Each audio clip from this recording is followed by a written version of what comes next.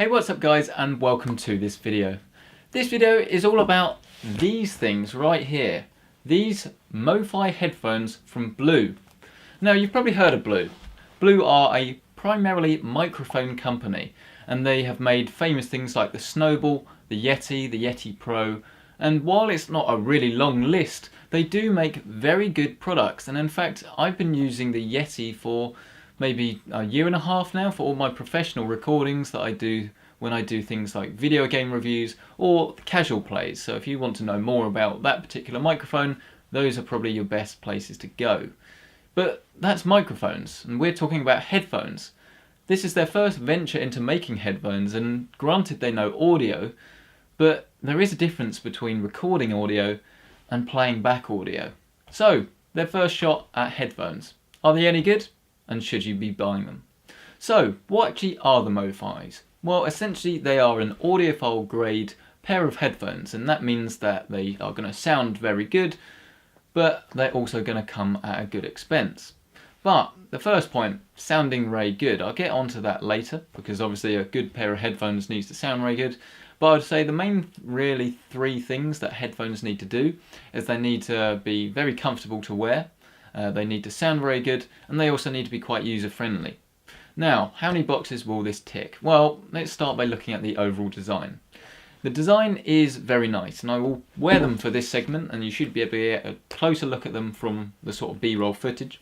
But essentially they have a nice metal finish, so if you look all the way down the headphones, you will see that the finish is very nice, sturdy metal. They're quite an oddity in the sense that I feel that if I sat on them, I'd probably do no damage to them at all. They feel very, very sturdy. They're also quite adjustable as well. It's quite easy to get them to sort of fit nicely on your head. But if we look to the side of the headphones, you'll see that there is the Blue logo. This isn't necessarily the most interesting logo, but it certainly does sort of stand out and make you look quite unique. Then metal kind of stops as soon as you get to the ear cups, and while it looks the same, that is very plastic, but it looks very good and you wouldn't really ever know. And if they were metal, they would make the headphones even heavier than they currently are. At the top you've got a sort of adjustment wheel that can adjust the size of the headphones to fit your head, and the whole thing sort of flex up and down as well, so you should be able to get headphones that will fit quite easily. The ear cups are nice and big, they fit it over your ears really nicely. They're not round, they're sort of oval shaped, which is quite good because ears are not round. And then when you move to the very bottom of the headset, you'll kind of see that, hold on a minute, there's a micro USB jack, there's a on-off switch that goes to on, off and on plus, and then you've got where the headphone jack will go in down here as well, because they are detachable. But let's roll back a little bit. There's an on-off switch. These are wireless, are they? No, these are not wireless headphones, so why do they have an on-off switch? Well, there's quite a unique USP when it comes to these headphones, and that is that it's got its own, not a DAC, but its own amplifier in it. Now, to explain the difference, DAC is digital analog converter. Converts a digital signal, so a signal that looks a little bit like that, to a nice analog waveform.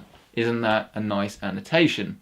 So it's not got a DAC in there, but anything you listen to these days, unless you're listening to vinyl, will have a DAC in it. So if I want to play music through my phone and onto here, then it goes through the DAC that's in this particular phone. Now, granted, this is a Galaxy Note 4 and the DAC is actually pretty good for a phone. But anyone that knows anything about audio will know that most DACs are pretty rubbish unless you go out and buy a standalone one, maybe like the AudioQuest Dragonfly if you want it to be portable, or you could have a big massive DAC from Cord that costs £2,000. And essentially this is all about converting the digital to the analog, and the better that it does this, the better audio you're going to get. Now, Blue have gone, well, most people don't have a DAC and don't know what a DAC is, probably don't want one. So what we're going to do is we're going to have a small battery into the device that should last quite a long time, and it hasn't run out since I've been testing it, but granted I do kind of charge it up every few days, and if the battery does run out then you can just have them playing without it on. The amplifier basically just makes the source louder and sort of does it in a cleaner way than if your device that is powering it was doing. So it's not too much of a big deal when it comes to battery life, but the real advantage of it, before I stop rambling, is that essentially rather than letting your device sort of amplify this rubbish signal, it will do the amplifying, and while it won't be a dedicated DAC, it should do a better job of providing a nice clean sound compared to just boosting the volume, say, on your phone. So the question is then, does it work? Well, it does work and it doesn't work. Let's start with why it does work. It works in the sense that the whole unit as a whole sounds pretty good. And granted, it is going to depend on the device you're using, as always. If you're using iPhone 1, probably not going to sound very good. If you're using one of the latest iPhones, it's going to sound pretty good. If you're using a dedicated high-res audio player or a separate DAC, it's going to sound at its best.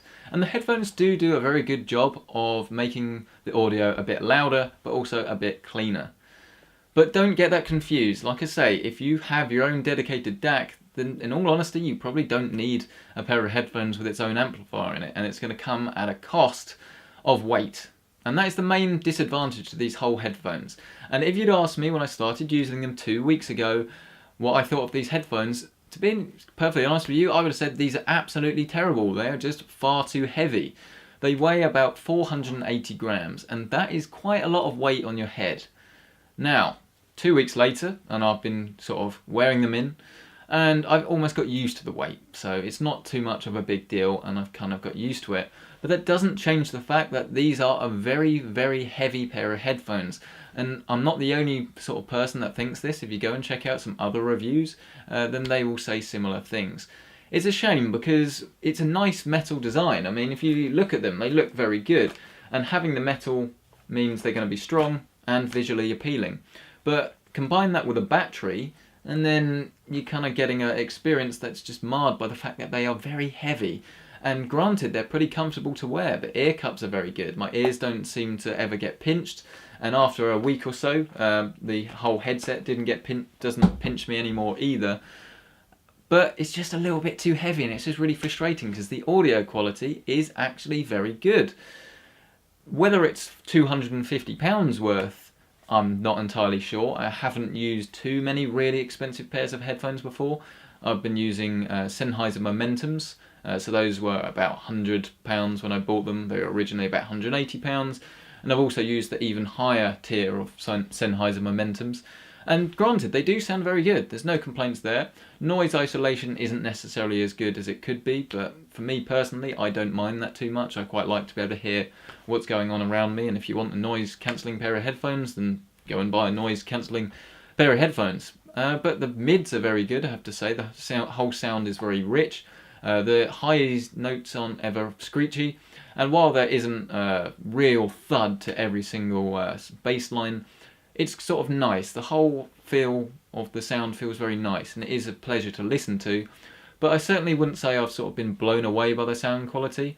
Maybe that's just because I'm used to sort of good quality audio. I have to say I've invested heavily in audiophile speakers, DACs and things like that over the last couple of years, but they do sound very good. There's no complaints there. And if you look at user reviews of the product, then likewise people think they sound very good indeed. But then again, how many people get to test every single pair of headphones on the market? That's the question. Now, before we get on to the conclusion, my sort of lasting impressions and my recommendations, I realised I did jump the gun, I'm afraid, and I actually forgot to mention what you get in the box. What do you get in the box, I hear you ask? You get two 3.5 to 3.5mm cables. So obviously one end will go into your device, the other one goes into the headphones. One has an inline remote for iPhone, so if you want to, say, take phone calls, skip songs, things like that, you can do that with that particular one. And then the other one is more sort of use at home and comes with a slightly longer cable. You also get a micro USB cable, a wall outlet to plug into, so you can charge these headphones. And then you also get a nice sort of carrying case, but I've kind of found that it's almost a little bit too small unless you really fold the headphones down. So every time you get it out of the case, you'll have to sort of readjust them, but that's not really too much of an issue. So this kind of brings me to the conclusion of these Blue MoFi headphones. And in all honesty, I actually have kind of grown to like them. They look very good. They're pretty stand out. They're pretty hefty. But other than the main problem with the fact that they are too heavy, and I think, well, I don't know, is that going to be easy to fix? You tell me, Blue. If you can fix that problem, and you can say get them down to a slightly more normal 400 grams or less, I think you're really onto a winner here. Maybe refine the sound a little bit more, and then really we have a very good pair of headphones. Whether you are going to want a pair of headphones with an amplifier in, I'm not entirely sure. These are audiophile headphones, and most audiophiles these days will have a DAC. They have something like a AudioQuest Dragonfly or something like that that they will maybe take around with them, plug into, and then they've got like an audiophile setup on the go. So it's a very interesting product, and I'd like to see a bit of innovation in this space, and it is very good to see. But whether it's going to appeal to general users, I'm not entirely sure. It's mainly targeted, I guess, at people that don't have these DACs and maybe don't want to buy a DAC. So, can I recommend them? Yes, but probably not to everyone. In fact, they win the Good Option Award because, have a guess, they're a good option. If you don't want a DAC, or you just want a pair of headphones that you don't mind being a little bit hefty, look pretty good, and ultimately sound pretty good, then these do get my recommendation. But if you've already got like your own sort of high-end setup with DACs and things like that, probably best off maybe looking at something else, like the Sennheiser Momentums that I am such a big fan of. So, if you have any questions about this particular video or anything like that, hit me up at @PCcentric on Twitter. That is by far the best place to ask me any questions. And if you like this video, please give it a like, double like, please give it a like, because it lets other people know this is a video worth watching.